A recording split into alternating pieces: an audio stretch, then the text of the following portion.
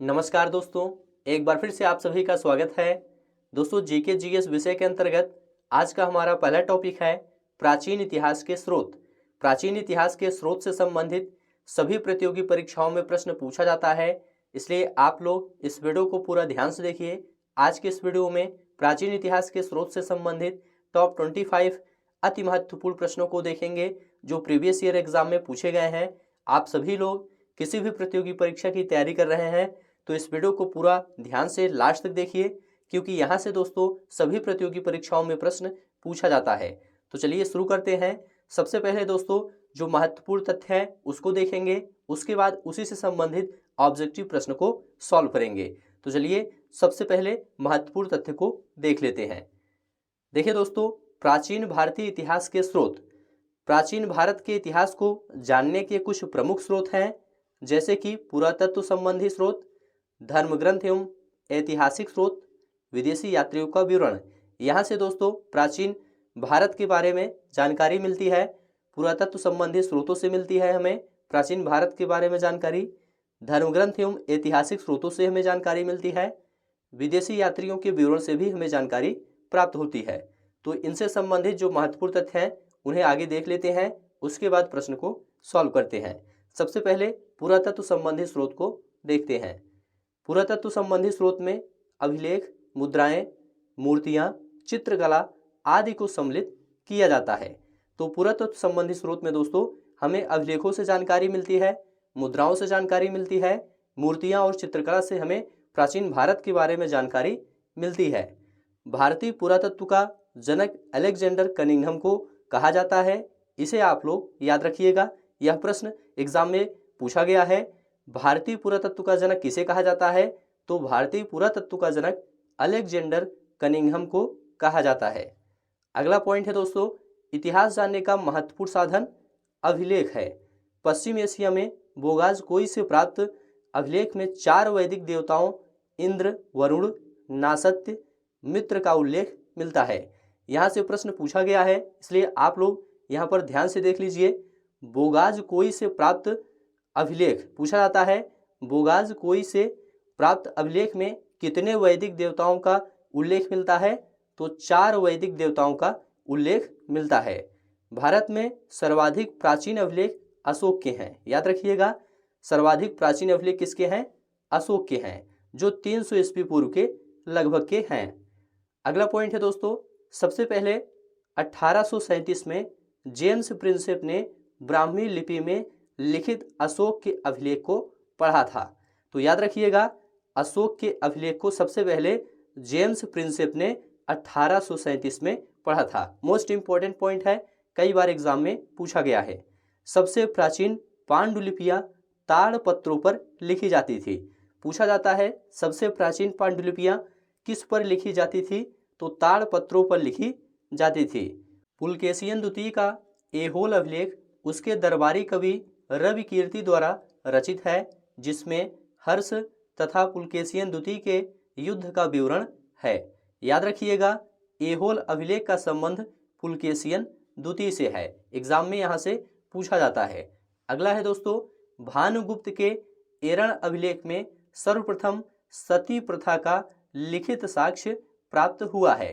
तो एरण अभिलेख का संबंध किससे है? भानुगुप्त से है।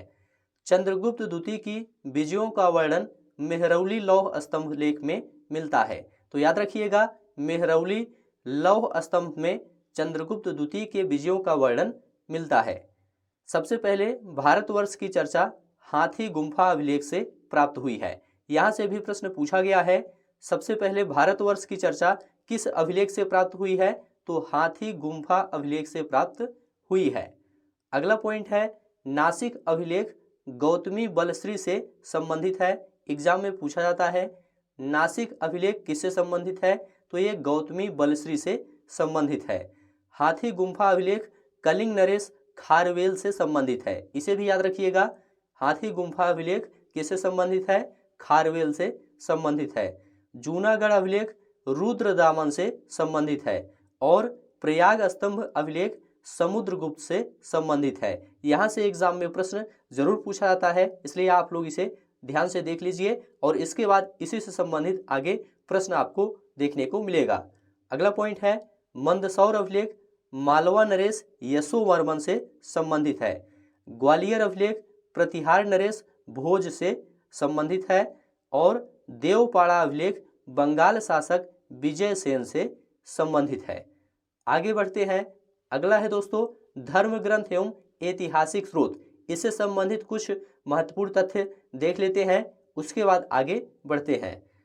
धार्मिक साहित्य के अंतर्गत वेद, उपनिषद, महाभारत, रामायण, पुराण, स्मृति ग्रंथ, बौद्ध तथा जैन ग्रंथों को सम्मिलित किया जाता है। हिंदू धर्म द्वारा मानव धर्मशास्त्र के रूप में वेदों को स्वीकार किया गया है। अगला पॉइंट है वेदों की संख्या दोस्तों 4 है। ऋग्वेद, यजुर्वेद, सामवेद और अथर्ववेद। ऋग्वेद सबसे प्राचीन वेद माना जाता है। यहाँ से प्रश्न एग्जाम में पूछा जाता है, इसे याद रखिएगा। ऋग्वेद मूल रूप से संस्कृत भाषा में लिखा गया है। पूछा जाता है ऋग्वेद मूल रूप से किस भाषा में लिखा गया है, तो संस्कृत भाषा में लिखा गया है। ऋग्वेद में इंद्र देवता की सर्वाधिक महत्व का वर्णन है। यह भी एग्जाम में पूछा गया है। ऋग्वेद में इंद्र देवता की सर्वाधिक महत्व का वर्णन है। ऋग्वेद को अष्टक भी कहा जाता है, इसे भी आप लोग याद रखिएगा। ऋग्वेद में कुल 10 मंडल, 1028 सूक्त तथा 10,580 ऋचाएं हैं। यजुर्वेद में यज्ञ के नियमों पर विधानों का वर्णन मिलता है। शतपथ ब्राह्मण तथा तैत्तिरीय ब्राह्मण यजुर्वेद के 2 ब्राह्मण ग्रंथ हैं, इसे आप लोग याद रखिएगा। शतपथ ब्राह्मण और तैत्तिरीय ब्राह्मण ये यजुर्वेद के 2 ब्राह्मण ग्रंथ हैं। वाजस्नेयी शुक्ल यजुर्वेद की संहिता है, इसे आप लोग याद रखिएगा। अगला है दोस्तों सामवेद को भारतीय संगीत का जनक कहा जाता है और अथर्ववेद में रोग निवारण, जादू टोना, तंत्र मंत्र आदि विषयों का उल्लेख है। मुंडकोपनिषद अथर्ववेद का प्रमुख उपनिषद है और मुंडकोपनिषद से ही भारत का राष्ट्रीय आदर्श वाक्य सत्यमेव जयते लिया गया है, इसे आप लोग याद रखिएगा, ये मोस्ट इंपॉर्टेंट है। अगला है दोस्तों शौनक और पैपलाद अथर्ववेद की शाखाएं हैं। यहाँ से भी प्रश्न एग्जाम में पूछा गया है। महाभारत की रचना वेदव्यास ने की थी और महाभारत में वर्णित कुरुक्षेत्र की लड़ाई 18 दिन तक कौरवों तथा पांडवों के मध्य लड़ी गई थी। तो यह भी एग्जाम में पूछा गया था, महाभारत में वर्णित कुरुक्षेत्र की लड़ाई कितने दिन तक कौरवों तथा पांडवों के मध्य लड़ी गई थी, तो 18 दिनों तक लड़ी गई थी, इसे आप लोग याद रखिएगा। यहाँ पर दोस्तों जो मोस्ट इंपॉर्टेंट पॉइंट है केवल उसी को लिया गया है, क्योंकि यहाँ से दोस्तों एग्जाम में प्रश्न जरूर पूछा जाता है। अगला है दोस्तों मनुस्मृति मुख्यतः कानून व्यवस्था से संबंधित है। यह संस्कृत भाषा में लिखी गई है। पूछा जाता है मनुस्मृति मुख्यतः किससे संबंधित है, तो ये कानून व्यवस्था से संबंधित है। राजतरंगिणी में कश्मीर के राजाओं का विस्तृत वर्णन मिलता है। उपनिषदों की कुल संख्या पूछा जाता है तो 108 होती है, याद रखिएगा। उपनिषदों की कुल संख्या 108 होती है। संस्कृत रचना पंचतंत्र के लेखक विष्णु शर्मा हैं, इसे भी आप लोग याद रखिएगा। और नागार्जुन ये बौद्ध दार्शनिक थे। पूछा जाता है नागार्जुन कौन थे, तो ये बौद्ध दार्शनिक थे। चरक संहिता ये चिकित्सा से संबंधित है। एग्जाम में पूछा जाता है चरक संहिता किससे संबंधित है, तो ये चिकित्सा से संबंधित है। यहाँ पर जितने भी पॉइंट लिखे गए हैं ये सभी पॉइंट काफ़ी ज़्यादा इंपॉर्टेंट हैं, इसलिए आप लोग इन्हें ध्यान से देखते हुए चलिए। अगला है योग दर्शन के प्रवर्तक महर्षि पतंजलि थे। पूछा जाता है योग दर्शन के प्रवर्तक कौन थे, तो महर्षि पतंजलि थे। और उपनिषद ज्ञान के सिद्धांत पर बल देता है। उपनिषद किस पर बल देता है, ज्ञान के सिद्धांत पर बल देता है। और सांख्य संप्रदाय की स्थापना कपिल के द्वारा की गई थी। चलिए अगला है दोस्तों विदेशी यात्रियों का विवरण। अब यहाँ से कुछ महत्वपूर्ण तथ्य को देख लेते हैं, उसके बाद ऑब्जेक्टिव प्रश्न को देखते हैं। देखिए दोस्तों मेगास्थनीज सेल्यूकस का राजदूत था जो चंद्रगुप्त मौर्य के दरबार में आया था। मेगास्थनीज की इंडिका में मौर्य युगीन समाज एवं संस्कृति का विवरण मिलता है। अगला है अरबी लेखक अल बरूनी महमूद गजनवी के साथ भारत आया था। इसकी कृति किताब उल हिंद या तहकीक ए हिंद में भारतीय समाज की दशा का वर्णन है। चीनी यात्री वेन सांग ने सी यू की रचना की थी। इसने नालंदा विश्वविद्यालय में अध्ययन किया था। याद रखिएगा, वेन सांग ने नालंदा विश्वविद्यालय में अध्ययन किया था। अगला है, इतिहास का पिता हेरोडोटस को कहा जाता है। किसे कहा जाता है? हेरोडोटस को इतिहास का पिता कहा जाता है। और महाराष्ट्र के पटनेपुरा स्थल से शुतुरमुर्ग के अंडों के अवशेष मिले हैं, जिससे यह पता चलता है कि पूरा पाषाण काल में भारत में शुतुरमुर्ग थे। मध्य पाषाण काल में बागोर नामक स्थान से पशुपालन के प्रमाण मिले हैं। इसे भी आप लोग याद रखिएगा। अब यहाँ से दोस्तों ऑब्जेक्टिव प्रश्न को सॉल्व करेंगे। आप लोग पूरा यहाँ से ध्यान से देखिए और सभी प्रश्नों का उत्तर बताने का प्रयास करिए। यहाँ पर 25 से ज़्यादा प्रश्नों को सॉल्व करेंगे। पहला प्रश्न आपके सामने है, भारतीय पुरातत्व का जनक माना जाता है। भारतीय पुरातत्व का जनक किसे माना जाता है? तो आपको थ्योरी सेक्शन में बताया गया अलेक्जेंडर कनिंघम को भारतीय पुरातत्व का जनक माना जाता है, इसलिए यहाँ पर सी ऑप्शन आपका राइट हो जाएगा। अगला प्रश्न है, ब्राह्मी लिपि को सर्वप्रथम किसने पढ़ा था? ये सभी प्रश्न एग्जाम में पूछे गए हैं, इसलिए आप लोग इन सभी प्रश्नों को ध्यान से देखते हुए चलिए। तो यहाँ पर आपका राइट आंसर है दोस्तों सी ऑप्शन, जेम्स प्रिंसेप ने। ब्राह्मी लिपि को सबसे पहले किसने पढ़ा था? जेम्स प्रिंसेप ने पढ़ा था। यहाँ पर सी ऑप्शन राइट हो जाएगा। अगला प्रश्न है, ऐहोल अभिलेख में किस शासक का वर्णन मिलता है? तो आपको बताया गया था ऐहोल अभिलेख में पुलकेशियन द्वितीय का वर्णन मिलता है, इसलिए डी ऑप्शन आपका राइट है। अगला प्रश्न है, नासिक अभिलेख किस शासक से संबंधित है? तो याद रखिएगा दोस्तों, नासिक अभिलेख ये गौतमी बलश्री से संबंधित है। किससे संबंधित है? गौतमी बलश्री से संबंधित है। चलिए अगला प्रश्न है, सबसे पुरानी पांडुलिपियां किस पर लिखी जाती थी? तो यह भी दोस्तों आपको थ्योरी सेक्शन में बताया गया कि ताड़ पत्रों पर लिखी जाती थी। सबसे पुरानी पांडुलिपियां किस पर लिखी जाती थी? तो ताड़ पत्रों पर लिखी जाती थी। अगला है, भारत में सर्वाधिक प्राचीन अभिलेख किस शासक के हैं? तो यह भी आपको बताया गया भारत में सर्वाधिक प्राचीन अभिलेख अशोक के हैं। यहाँ पर आपका ए ऑप्शन राइट हो जाएगा। अगला प्रश्न है, सर्वप्रथम भारतवर्ष का जिक्र किस अभिलेख से प्राप्त होता है? याद रखिएगा, सर्वप्रथम भारतवर्ष का जिक्र हाथी गुम्फा अभिलेख से प्राप्त होता है। यहाँ पर डी ऑप्शन राइट है। अगला प्रश्न है, बोगाज कोई अभिलेख में कितने वैदिक देवताओं का उल्लेख है? देखिए दोस्तों, बोगाज कोई अभिलेख में 4 वैदिक देवताओं का उल्लेख मिलता है। यहाँ पर सी ऑप्शन राइट है। अगला प्रश्न है, मेहरौली लौह स्तंभ में किस महान शासक की जानकारी प्राप्त होती है? इसका जवाब है चंद्रगुप्त द्वितीय। मेहरौली लौह स्तंभ में चंद्रगुप्त द्वितीय की जानकारी प्राप्त होती है। यहाँ पर डी ऑप्शन राइट है। अगला प्रश्न है, हाथी गुम्फा अभिलेख किस शासक के विषय में जानकारी का स्रोत है? इसका जवाब है खारवेल। हाथी गुम्फा अभिलेख खारवेल के विषय में जानकारी का स्रोत है। यहाँ पर बी ऑप्शन राइट है। अगला प्रश्न है, कौन सही सुमेलित नहीं है? यहाँ पर आप लोग ध्यान से देखिए, जूनागढ़ अभिलेख ये खारवेल से संबंधित नहीं है। जूनागढ़ अभिलेख ये दोस्तों रुद्रदामन से संबंधित है और हाथी गुम्फा अभिलेख से खारवेल संबंधित है। इसे आप लोग याद रखिएगा। मंदसौर अभिलेख से यशोवर्मन संबंधित है, ये सही है। देवपाड़ा अभिलेख से विजयसेन संबंधित है, ये भी सही है। प्रयाग अभिलेख से समुद्रगुप्त संबंधित है, ये भी सही है। यहाँ पर सी ऑप्शन आपका राइट है। अगला प्रश्न है, ऋग्वेद मूल रूप से किस भाषा में रचा गया था? तो यहाँ पर आपका राइट आंसर हो जाएगा बी ऑप्शन, संस्कृत में। ऋग्वेद मूल रूप से संस्कृत भाषा में रचा गया था, इसलिए बी ऑप्शन आपका राइट है। अगला प्रश्न है, सबसे प्राचीनतम वेद कौन सा है? मोस्ट इंपोर्टेंट प्रश्न है, कई बार एग्जाम में पूछा गया है। तो सबसे प्राचीनतम वेद ऋग्वेद है, इसे आप लोग याद रखिएगा। चलिए आगे बढ़ते हैं।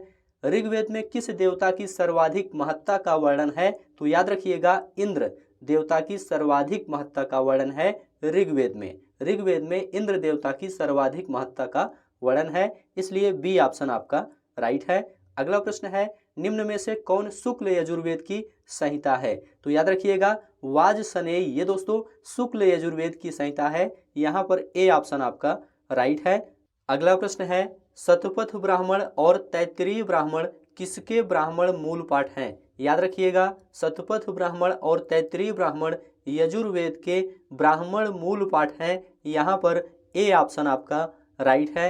आगे बढ़ते हैं। अगला प्रश्न है, शौनक और पैपलाद किस वेद की शाखाएं हैं? तो यहाँ पर आपका राइट आंसर है दोस्तों डी ऑप्शन अथर्ववेद। शौनक और पैपलाद ये अथर्ववेद की शाखाएं हैं। यहाँ पर डी ऑप्शन आपका राइट है। अगला प्रश्न देखेंगे, निम्न में से कौन सा सही है? यहाँ पर आपके सामने दो कथन है। ऋग्वेद में 1028 संस्करण है, दूसरा है ऋग्वेद को अष्टक भी कहा जाता है। तो इसमें कौन सा सही है? देखिए दोस्तों, ऋग्वेद में 1028 संस्करण है, ये भी सही है, और ऋग्वेद को अष्टक भी कहा जाता है, ये भी सही है। इसलिए इसमें सी ऑप्शन आपका राइट हो जाएगा। 1 और 2 दोनों यहाँ पर सही हैं। चलिए आगे बढ़ते हैं। अगला है, मनुस्मृति मुख्यतः किससे संबंधित है?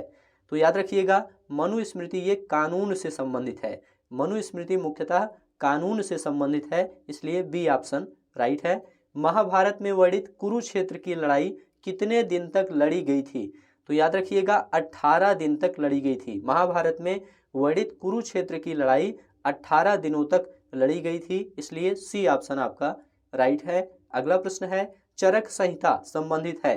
कई बार एग्जाम में पूछा गया है। चरक संहिता दोस्तों ये चिकित्सा से संबंधित है। याद रखिएगा, चिकित्सा से संबंधित है। अगला है, नागा अर्जुन कौन थे? ये भी कई बार एग्जाम में पूछा गया है। नागा अर्जुन दोस्तों ये बौद्ध दार्शनिक थे। कौन थे? बौद्ध दार्शनिक थे। यहाँ पर डी ऑप्शन आपका राइट है। उपनिषद कितने होते हैं? उपनिषद दोस्तों 108 होते हैं। कितने? 108 उपनिषद होते हैं। यहाँ पर सी ऑप्शन आपका राइट हो जाएगा। ये सभी प्रश्न एग्जाम में पूछे गए हैं। योग दर्शन के प्रवर्तक कौन थे? योग दर्शन के प्रवर्तक महर्षि पतंजलि थे। यहाँ पर सी ऑप्शन आपका राइट हो जाएगा। अगला प्रश्न है, कौन सा ग्रंथ कश्मीर के राजाओं का विस्तृत विवरण देता है? इसका जवाब है राजतरंगिणी। राजतरंगिणी में कश्मीर के राजाओं का विस्तृत विवरण मिलता है। यहाँ पर सी ऑप्शन आपका राइट है। अगला प्रश्न है, चीनी यात्री ह्वेन सांग ने किस विश्वविद्यालय में अध्ययन किया था? तो ह्वेन सांग ने दोस्तों नालंदा विश्वविद्यालय में अध्ययन किया था। थ्योरी सेक्शन में बताया गया था। चीनी यात्री ह्वेन सांग ने नालंदा विश्वविद्यालय में अध्ययन किया था। चलिए अगला प्रश्न है, इतिहास का पिता कहा जाता है। इतिहास का पिता दोस्तों हेरोडोटस को कहा जाता है। इतिहास का पिता किसे कहा जाता है? हेरोडोटस को कहा जाता है। अगला प्रश्न है, तहकीक ए हिंद पुस्तक की रचना किसने की थी? इसका जवाब है अल बरूनी। तहकीक ए हिंद पुस्तक की रचना अल बरूनी ने की थी। यहाँ पर डी ऑप्शन आपका राइट है। तो इस प्रकार से दोस्तों आज की यह वीडियो यहीं पर समाप्त होती है। यहाँ पर जितने भी प्रश्न लिए गए थे ये सभी प्रश्न प्रीवियस ईयर एग्जाम में पूछे गए थे, किसी न किसी एग्जाम में पूछे गए थे। और ये टॉपिक दोस्तों सभी प्रतियोगी परीक्षाओं के लिए काफ़ी ज़्यादा इंपॉर्टेंट है, क्योंकि यहाँ से दोस्तों हर एग्जाम में प्रश्न जरूर पूछा जाता है। उम्मीद है यह वीडियो आपको अच्छा लगा है तो चैनल को सब्सक्राइब करिए, दोस्तों में शेयर करिए और कमेंट में लिखकर जरूर बताइए। इस वीडियो को यहीं पर समाप्त करते हैं। अब आपको नेक्स्ट वीडियो मिलेंगे। वीडियो देखने के लिए आप सभी का बहुत बहुत धन्यवाद।